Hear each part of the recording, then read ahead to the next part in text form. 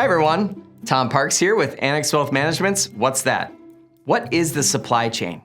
In the context of the global economy, the supply chain is made up of all the producers and manufacturers of the goods we use and the people and companies who transport the ingredients or components of those goods from their original source and every place along the way to their ultimate destination, which often ends up being your home or office, your closet, or your garage, just to name a few examples.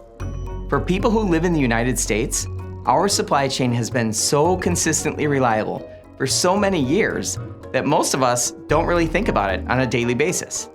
It's amazing how intricate the supply chain is behind many of the things that end up on our kitchen tables every night. But rather than get into some of the gory details of the beginning to end supply chain of, say, ground beef or chicken tacos, for instance, let's just look at the supply chain of the kitchen table itself.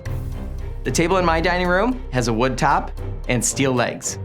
Once upon a time, our table was a tree and a collection of minerals in the ground. Someone had to grow the tree and then cut it down. After that, another person had to load the logs onto a truck and then drive them to a lumber yard where they were cut into pieces that were then shipped to a furniture maker. Meanwhile, someone else was digging the raw materials out of the ground for the steel legs. They then had to ship, process, and manufacture those raw materials before the finished product eventually made its way to the furniture maker for assembly. After all that was done, the furniture maker had to arrange for a retail outfit to sell the table.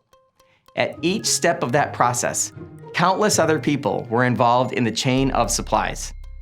With all the different components that are often sourced in multiple countries, imagine how much more complicated something like a smartphone is to produce and bring to market. Consider this. According to Consumer Reports, the average automobile produced at the time this video is being recorded has at least 2 or 3 dozen microchips, and some have far more than that. A disruption in the microchip supply chain could easily result in automobile manufacturers having to push production of vehicles out for weeks or even months, all because of one tiny yet vital component in the intricate supply chain. Whether it is clothing, furniture, electronics, automobiles, or even the food we eat, the supply chain affects virtually everything we encounter each day. So, there you have it, the supply chain. For more educational content like this, please subscribe to the Annex Wealth Management YouTube channel. Thanks.